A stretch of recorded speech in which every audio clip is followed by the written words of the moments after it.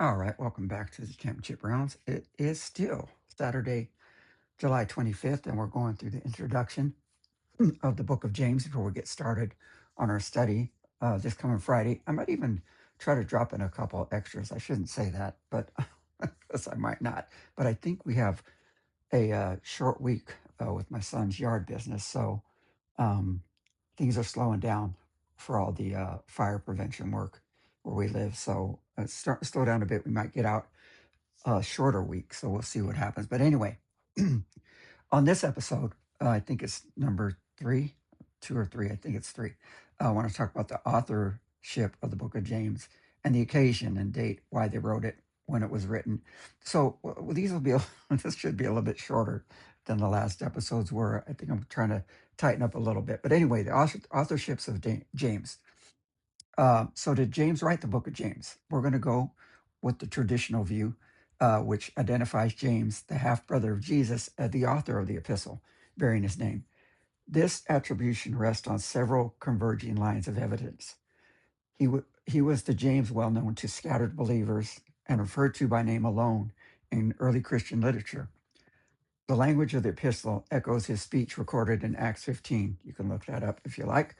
Um, Acts chapter 15. Additionally, the epistle contains more reminiscences of Jesus' teaching, and I mentioned that, I think, in the last episode, particularly the Sermon on the Mount, than other apostolic writings combined. When we get to that point in the study, we'll try to kind of take maybe a little off ramp and talk about that. Anyway, this suggests the author stood close enough to Jesus to reproduce his instruction independently, and he would have had to consider when we talk about the date. Um, it was somebody close to Jesus. Anyway, uh, as leader of the Jerusalem church, James held prominence among dispersed Jewish Christians. Growing up in Nazareth as Jesus' half brother, James initially did not believe in Jesus, but received a post resurrection appearance of Christ, experienced Pentecost, and led the Jerusalem church throughout Acts, or throughout the book of Acts. The occasion and date, number 4 in our as we break down these sections.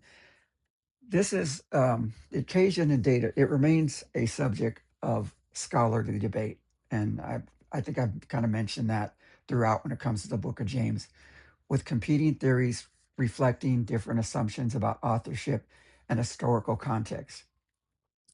The letter emerged from pastoral leadership's concern about ethical standards in the early church.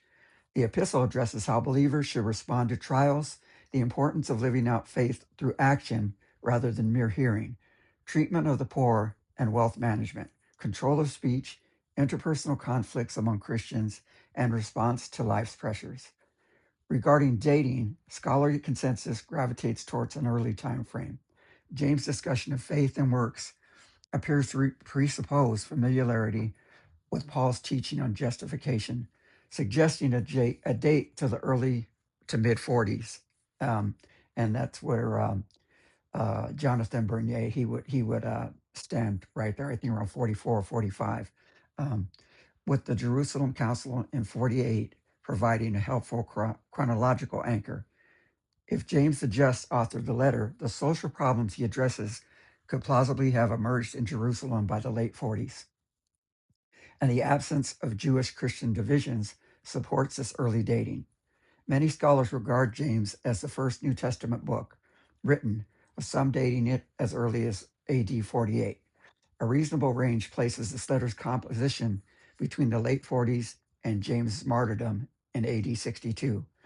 The letter addresses itself, as we talked about earlier, to the 12 tribes and the dispersion, specifically Jewish believers scattered beyond Jerusalem who maintained faith in Jesus Christ. The early date may explain the distinctive address, with linguistic evidence suggesting composition prior to the Jerusalem conference, which was around AD 49 to 50. This earlier position makes James particularly valuable for understanding developing concerns and ethical priorities in Christianity's formative years.